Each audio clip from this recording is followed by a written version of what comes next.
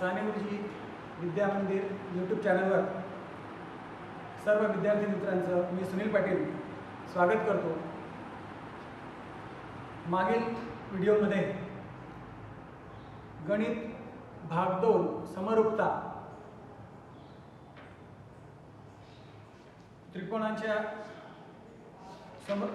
क्षेत्रफळाचं गुणोत्तराचं गुणधर्म आणि प्रमाणाचं मूलभूत प्रमेय हे दोन्ही प्रमेयांचा आपण अभ्यास केला।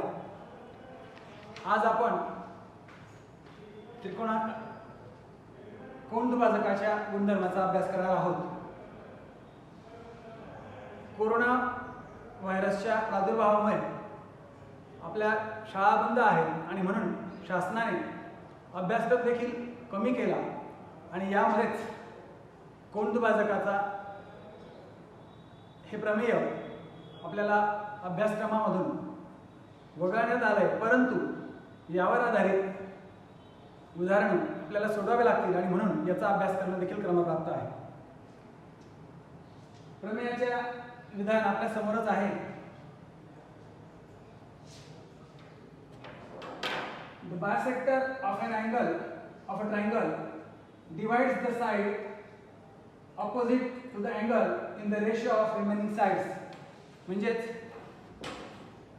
त्रिकोणाच्या एका कोनाचा दुभाजक हा समोरच्या बाजूला दुभागतो आणि त्या बाजूचा रेशो हा कोणद्विभाजकाने दुभागलेल्या बाजूच्या रेशो एवढाच असतो। अशा पद्धतीचा आहे थेरमचा स्टेटमेंट आहे। थेरमच्या स्टेटमेंटला अनुसरूनच आपण आधी फिगर काढली। आकृतीमध्ये बघा, त्रिकोण ABC हा एक त्रिकोण आपण विचारात घेतला आहे आणि म्हणून पक्ष लिहिताना या ठिकाणी in triangle ABC bisector of angle C, in triangle ABC bisector of angle C intersects segment AB in the point E. म्हणजे C या कोनाचा दुभाजक बाजू AB ला E या बिंदूत छेदतो आहे आणि थेरमच्या स्टेटमेंट नुसार आपल्याला सिद्ध करायचं आहे AE divided by EB is equal to CA divided by CB. म्हणजे ह्या दोन्ही बाजूंचं गुणोत्तर आणि ह्या बाजूंची गुणोत्तर ही सारखी आहेत हे आपल्याला सिद्ध करायचं आहे। हे सिद्ध करण्यासाठी आपल्याला काही कन्स्ट्रक्शन रचना करावी लागते। रचना काय बघा, draw a line parallel to ray CE, म्हणजे CE हा जो अँगल बायसेक्टर आहे, या अँगल बायसेक्टरला समांतर अशा पद्धतीची एक रेषा ओढायची। कुठून ओढायची? पासिंग थ्रू पॉइंट B, म्हणजे B या बिंदूतून ती रेषा काढायची आहे आणि ती कुठपर्यंत काढायची? तर त्याचबरोबर दुसऱ्या बाजूला एक्सटेंड AC, म्हणजे AC ही भुजा पुढे वाढवायची आहे। कुठपर्यंत? तर या समांतर काढलेल्या CE मधून समांतर काढलेल्या भुजेला छेदेल तोपर्यंत आपल्याला AC मधून AC एक्सटेंड करायची, म्हणजे D या ठिकाणी ती छेदेल। अशा पद्धतीची रचना केल्यावर त्रिकोणामध्ये आपल्याला कोण C कोण दुभागणारा CE जो दुभाजक आहे, या दुभाजकाला समांतर असणारी EB अशा पद्धतीची ही रेषा आपल्याला मिळते। आणि आता आपल्याला इथे ज्या काही गोष्टी दिसत आहेत त्या गोष्टींचा क्रमबद्ध मांडणी करून आपल्याला थेरम प्रूव्ह करायचा आहे। सर्वात आधी आपण पाहिलं की या ठिकाणी CE नावाचा जो रे आहे हा पॅरलल आहे कोणाला? BD ला, असं आपण कन्स्ट्रक्शन केलं आहे आणि म्हणून आपण सुरुवात त्या ठिकाणाहूनच करतो आहोत। Ray CE parallel to segment BD आणि या दोघांना CD काय ट्रान्सव्हर्सल आहे and segment AD is a transversal. म्हणजे ह्या दोन समांतर रेषा आहेत आणि या दोन्ही समांतर रेषांची ही काय एडी किंवा सीडी काही नाव दिलं तरी चालेल, ही त्यांची काय छेदिका आहे, आपण सीडी म्हणूया चालेल. सीडी ही काय त्यांची छेदिका आहे. मग छेदिकेमुळे होणारे हे जे दोन कोन आहेत हे कसे आहेत संगत कोन आहेत, करस्पॉन्डिंग अँगल्स आहेत. आणि जर रेषा समांतर असतील तर संगत कोन एकरूप असतात आणि म्हणून अँगल ACE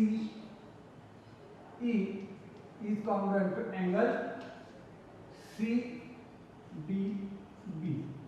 काय कारण तर हे कोणत्या प्रकारचे कोन आहेत संगत कोन आहेत आणि म्हणून करस्पॉन्डिंग अँगल्स असं कारण आपल्याला तिथे देता येईल. अगदी याच पद्धतीने याच दोन्ही समांतर रेषांना आपण दुसरी छेदिका विचारात घेतली कोणती CB. नाव take BC as a now taking BC as a transversal. जर BC ही ट्रान्सव्हर्सल असेल या दोन्ही समांतर रेषांची CE आणि BD तर काय होईल हे जे दोन कोन आहेत C आणि हा B हे दोन्ही कोणत्या प्रकारचे कोन आहेत अल्टरनेट अँगल्स. आणि अल्टरनेट अँगल्स जर लाईन पॅरलल असेल तर अल्टरनेट अँगल्स आर कॉन्ग्रुएंट आणि म्हणून angle ECB is congruent to angle CBD. Equation 2 काय कारण alternate angles.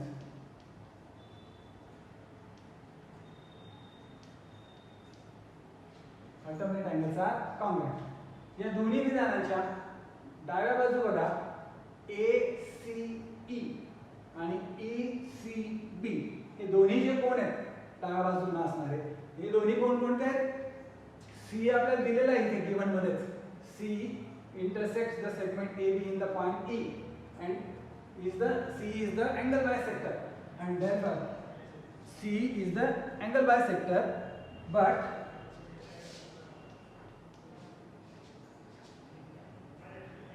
angle ACE is congruent to angle ECB because given C is the angle bisector. या तिन्ही विधानांचा विचार केला तर बघा 1 आणि 2 च्या डाव्या बाजू या सारख्या आहेत आणि म्हणून उजव्या बाजू पण सारख्या. Therefore from equation 1, 2 and 3 we get angle CDB is congruent to angle CBD.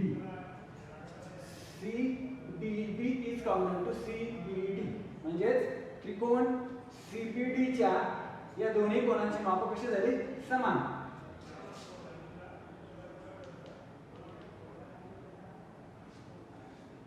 जर हे दोन्ही कोन सारखे म्हणजे हा त्रिकोण कसा आहे समकोन. या दोन कोन समान असल्यामुळे या कोनांच्या समोरील भुजा सुद्धा सारख्या येतील आणि म्हणून या बाजू सारख्या आहेत. Therefore segment CD and CB are congruent. CB is congruent to segment CD from equation 4. किंवा आपण असे म्हणू शकतो side opposite two congruent angles असं म्हटलं तरी चालेल. आता जर ह्या दोन्ही बाजू सारख्या आहेत तर आता आपल्याला या मूळ मोठ्या त्रिकोणामध्ये ABD मध्ये बेसिक प्रोपोर्शनॅलिटी थेरम यूज करता येईल. नाउ इन ट्रायंगल ABD ह्या त्रिकोणामध्ये बघा CE is parallel to BD. CE is parallel to BD. Now in triangle segment C is parallel to segment B D. कारण काय, construction.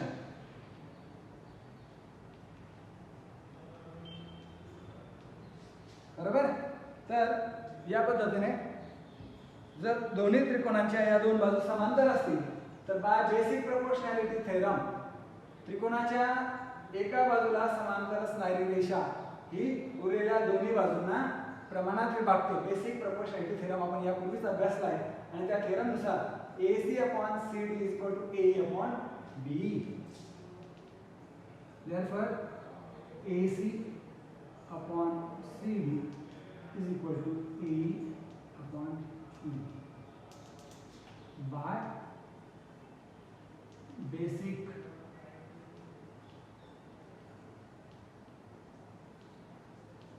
theorem, basic proportionality theorem.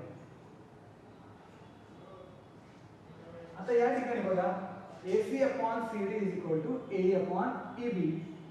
आता CB आणि CD कसे आहेत, congruent आहेत. CB is equal to CD. मग आपण या ठिकाणी CD च्या ऐवजी CB टाकू शकतो. सेगमेंट हा शब्द इथे नाही लिहिला तरी पण चालेल. आणि मग CB AC upon CD च्या जागी काय लिहिलं आपण याला,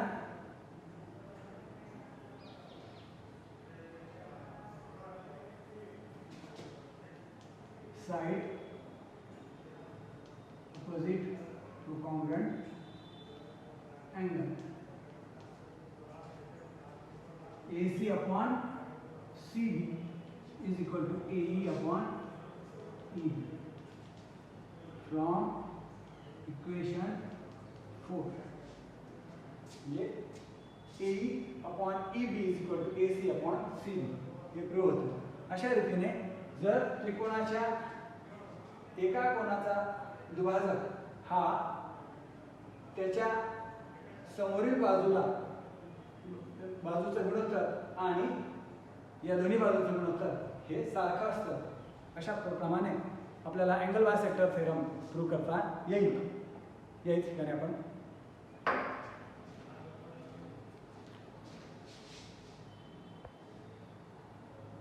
मित्रांनो आताच आपण अँगल बायसेक्टर थेरम अभ्यासला.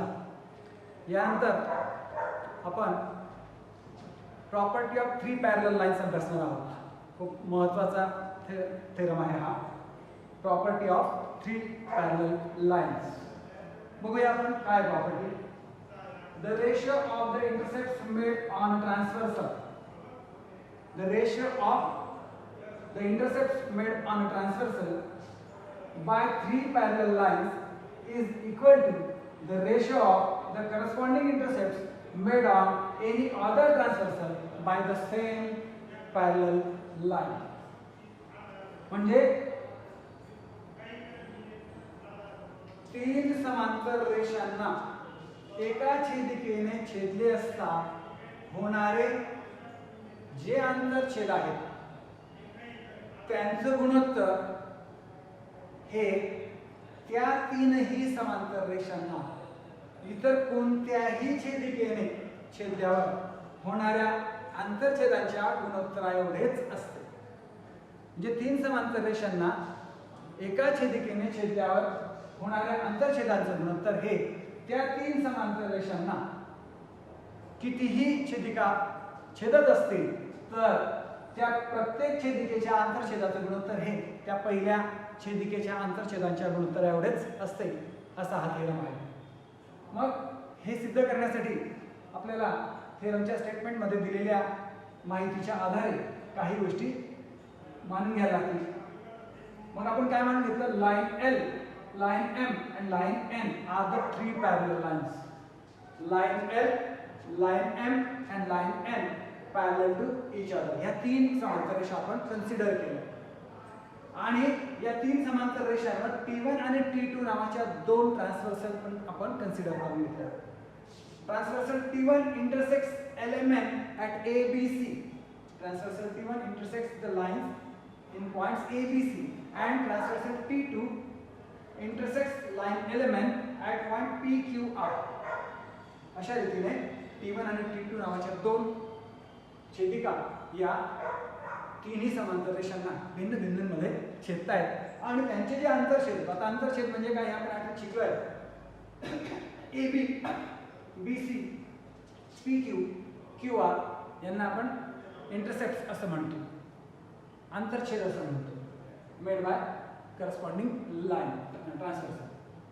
मग प्रूव्ह काय करायचं आपल्याला, तर एका छेदिकेने छेदल्यावर होणारे आंतरछेदांचे गुणोत्तर हे दुसऱ्या छेदिकेने छेदल्यावर होणाऱ्या आंतरछेदांच्या गुणोत्तराएवढेच असते हे प्रूव्ह करायचं आहे. A B upon B C is equal to P Q upon Q R हे आपल्याला सिद्ध करायचं आहे.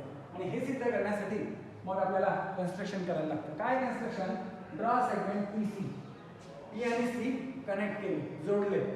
पी सी एकमेकांना जोडताना segment P C line M ला ज्या बिंदूत छेदतोय त्या बिंदूला आपण डी नाव दिलं. लाईन एम ला ज्या बिंदूत छेदतोय हा सेगमेंट पी सी त्या बिंदूला आपण डी नाव दिलं. म्हणजे पी सी नावाची ही दुसरी एक ट्रान्सव्हर्सल आहे असं आपल्याला म्हणता येईल. आता आपण आपल्या सिद्धतेकडे वळूया. सगळ्यात आधी यापूर्वी आपण बेसिक प्रोपोर्शनॅलिटी थेरम अभ्यासला आणि त्या बेसिक प्रोपोर्शनॅलिटी थेरमचाच या ठिकाणी आपल्याला इम्प्लिमेंटेशन करायचं आहे. ए सी पी हा एक ट्रायंगल या ठिकाणी आपल्याला कन्सिडर करायचा आहे. ए सी पी आणि दुसरा ट्रायंगल आहे पी आर सी और पी सी आर. या दोन्ही ट्रायंगल्स मध्ये आपल्याला बेसिक प्रोपोर्शनॅलिटी थेरम इम्प्लिमेंट केला की आपल्याला पाहिजे असलेलं साध्य सिद्ध करणं सोपं होईल. मग आधी आपण कन्सिडर करूया first triangle. In triangle A C P. A C P या ट्रायंगल मध्ये आपल्याला काय दिलंय, B D parallel to A P. कारण ह्या काय दोन्ही पॅरलल लाईन्स आहेत, एल आणि M are parallel. Segment B D parallel to segment A P. B D parallel to A P given. ह्या पॅरलल आहेत म्हणजे त्रिकोणाच्या एका बाजूला समांतर आहे बी डी. त्रिकोण कोणता आहे, ए सी पी. ह्या त्रिकोणाच्या ए पी या बाजूला बी डी ही समांतर आहे. त्रिकोणाच्या एका बाजूला समांतर असणारी रेषा ही उरलेल्या दोन बाजूंना प्रमाणात विभागते असं बेसिक प्रोपोर्शनॅलिटी थेरम म्हणतो. बरोबर. प्रमाणाचं मूलभूत प्रमेय काय म्हणते, त्रिकोणाच्या एका बाजूला समांतर असणारी रेषा उरलेल्या दोन बाजूंना प्रमाणात छेदते, प्रमाणात विभागते. आणि म्हणून A B upon B C is equal to P D upon D C by B P T. Equation 1 म्हणून आपल्याला by B P T basic property. तसंच दुसरा त्रिकोण विचारात घेऊ. In triangle P C R. तर या त्रिकोणामध्ये डी क्यू पॅरलल आहे सी आर म्हणजे त्रिकोणाच्या एका बाजूला समांतर आहे D Q. Segment D Q parallel to segment C R given because line M and N are parallel given. M and N are parallel we have given. आणि मग पुन्हा बाय बेसिक प्रोपोर्शनॅलिटी थेरम त्रिकोणाच्या बघा त्रिकोण C P C R या त्रिकोणाच्या एका बाजूला समांतर आहे ही डी क्यू, सी आर ला समांतर आहे आणि म्हणून ती आता उरलेल्या दोन बाजू कोणत्या आहेत, पी डी आणि पी सी आणि पी आर या दोन्ही बाजूंना ती प्रमाणात विभागेल प्रमाणाच्या मूलभूत प्रमेयानुसार. आणि म्हणून P D upon C D is equal to P Q upon Q R. P Q upon Q R is equal to P D upon C D. हे पक्ष बदलले तरी देखील चालेल. By basic proportionality theorem by BPT. आता दोन्ही equations बघा, equation 1 आणि इक्वेशन 2. इक्वेशन 1 ची पण ही बाजू आणि इक्वेशन 2 ची पण ही बाजू कशी आहे, सारखी आहे. सीडी किंवा डीसी काही म्हटलं तरी चालेल. आपण इथे डीसीच लिहूया. कशा आहेत त्या दोन्ही सारख्या आहेत. Right sides are equal, therefore left sides are also equal. Therefore AB upon BC is equal to PD upon DC is equal to PQ upon QR. From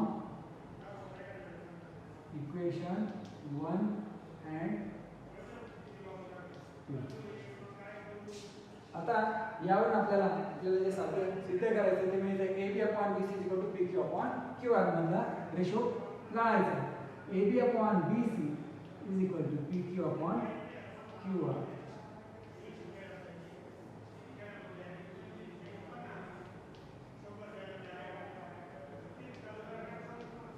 या पद्धतीने आपल्याला प्रूव्ह करता येईल. अतिशय सोपा असा हा थेरम आहे. याला म्हणतात प्रॉपर्टी ऑफ 3 पॅरलल लाईन्स. इथे आपण थांबूया.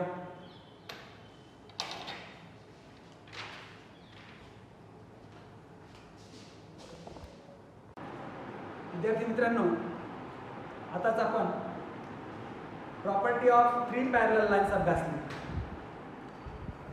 आता आपल्याला theorem of areas of similar triangles अभ्यासायचा आहे. Theorem of areas of similar triangles साठीचं स्टेटमेंट आपण या ठिकाणी लिहिलं आहे. थेरमचं काय ते statement, when 2 triangles are similar, म्हणजे दोन समरूप त्रिकोणांच्या क्षेत्रफळ संबंधित हा थेरम आहे. आणि यामध्ये जेव्हा दोन एक समरूप त्रिकोण दिलेले असतील आपल्याला, बघा त्रिकोण ABC आणि PQR हे दोन समरूप त्रिकोण दिलेले आहेत. The ratio of areas of those triangles is equal to the ratio of the squares of their corresponding sides. म्हणजे दोन समरूप त्रिकोणांच्या क्षेत्रफळांचं गुणोत्तर हे त्यांच्या संगत बाजूंच्या वर्गांच्या गुणोत्तरा एवढे असते, असा हा थेरम आहे. हे प्रूव्ह करण्यासाठी आपल्याला दोन सिमिलर ट्रायंगल कन्सिडर करावे लागतील. आणि म्हणून आपण या ठिकाणी triangle ABC similar triangle PQR consider केले. ट्रायंगल ABC आणि triangle PQR both are similar. आणखी काय घेतलं आपण, तर त्या दोन्ही त्रिकोणांमध्ये AD BC ला परपेंडिक्युलर घेतली, म्हणजे उंची काढली आपण, हाईट. त्याचबरोबर PS परपेंडिक्युलर टू QR या घेतल्या. सिद्ध काय करायचं आपल्याला, त्रिकोणांच्या या दोन्ही समरूप त्रिकोणांच्या क्षेत्रफळांचं गुणोत्तर हे त्यांच्या संगत बाजूंच्या वर्गांच्या गुणोत्तरा एवढे असते, हे आपल्याला प्रूव्ह करायचं आहे. त्यासाठी आपण या ठिकाणी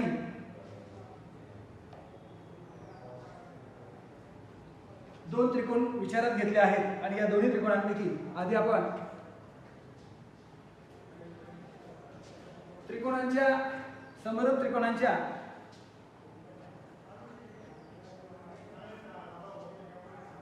सगळ्यात आधी आपण पाठाच्या पहिल्याच तासाला पहिल्याच व्हिडिओमध्ये त्रिकोणांच्या क्षेत्रफळांचा गुणधर्म आपण अभ्यासला आहे. तसे या ठिकाणी त्रिकोण ABC आणि त्रिकोण PQR हे दोन त्रिकोण आपल्याला दिलेले आहेत. आणि मग त्या पहिल्या प्रॉपर्टीनुसार त्रिकोणांच्या क्षेत्रफळांचं गुणोत्तर हे त्यांच्या संगत बाजूंच्या गुणोत्तरा एवढे असते, असं आपण अभ्यासलंय. आणि त्याचाच आपण या ठिकाणी विचार करणार आहोत. In triangle ABC and triangle PQR, area of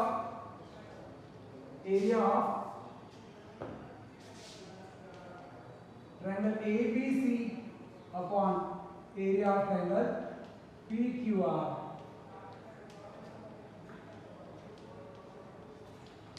is equal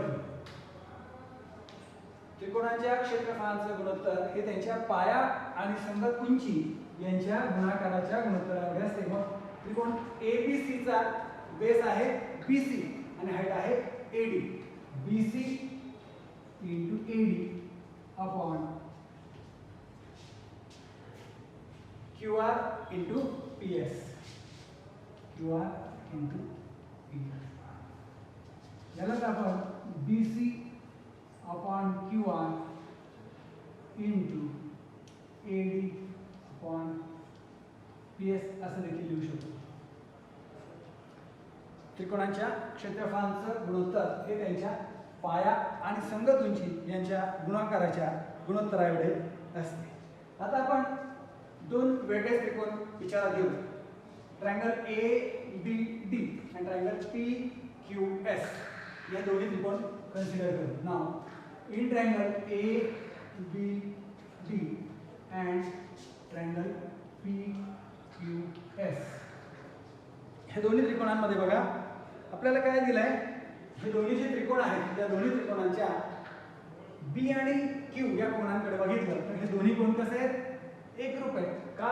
कारण त्रिकोण ABC आणि PQR सिमिलर दिलेले आहेत आणि सिमिलर ट्रायंगल्सचे सर्व अँगल्स हे करस्पॉन्डिंग अँगल्स हे कॉन्ग्रुएंट असतात आणि म्हणून angle B is congruent to angle Q. त्याचबरोबर कारण हे corresponding angles of similar triangles.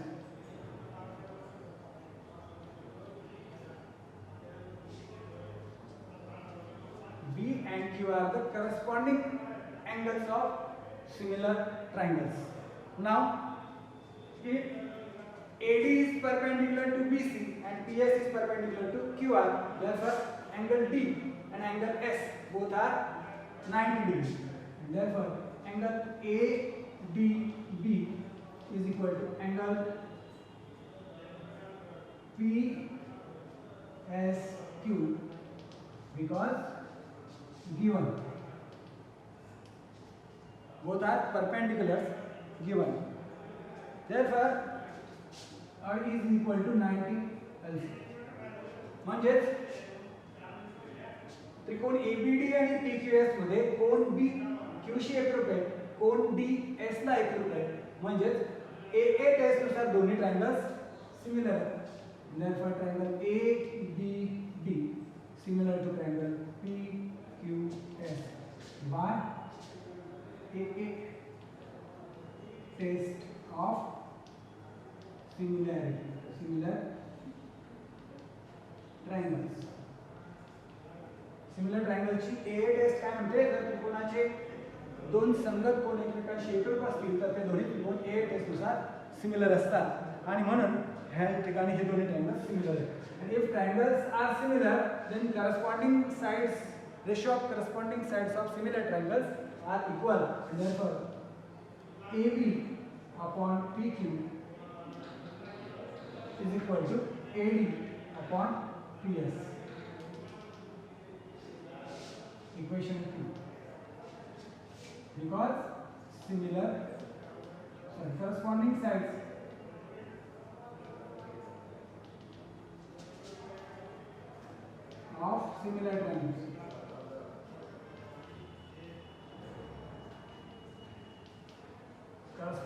of similar triangles AB upon PQ is equal to AD upon PS. But triangle ABC is similar to triangle PQR. Triangle ABC is similar to triangle PQR given, and therefore corresponding sides of similar triangles, ratio of corresponding sides of similar triangles is also equal, and therefore AB upon PQ is equal to BC upon QR is equal to AC upon PR.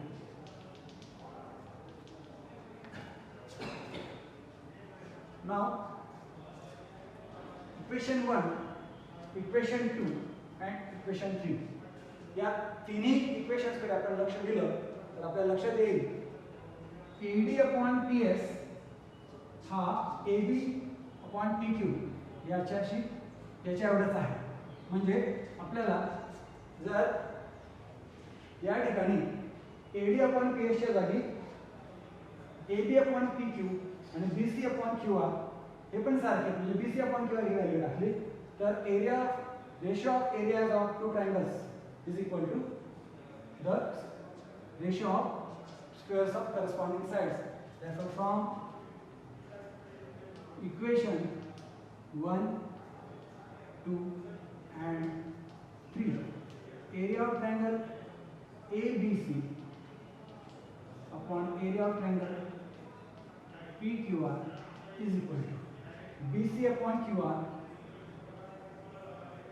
into AD/PS च्या ऐवजी आपण काय टाकू शकतो AD/PS ही AB/PQ एवढी आहे आणि AB/PQ ही पुन्हा BC/QR एवढीच आहे. म्हणून या ठिकाणी BC/QR असं लिहू शकतो. म्हणजेच BC²/QR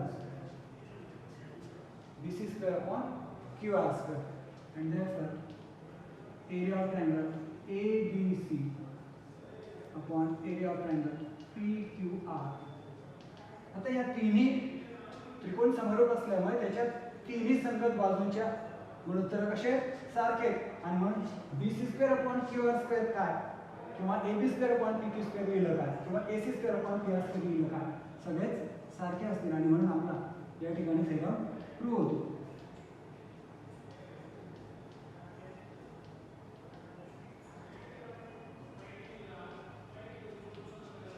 अशा रीतीने दोन समरूप त्रिकोणाच्या क्षेत्रफळांचे गुणोत्तर हे त्यांच्या संगत बाजूंच्या वर्गांच्या गुणोत्तराएवढे असते हे आपण सिद्ध करू शकतो.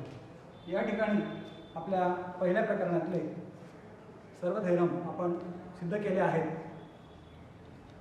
या ठिकाणी आपण थांबूया.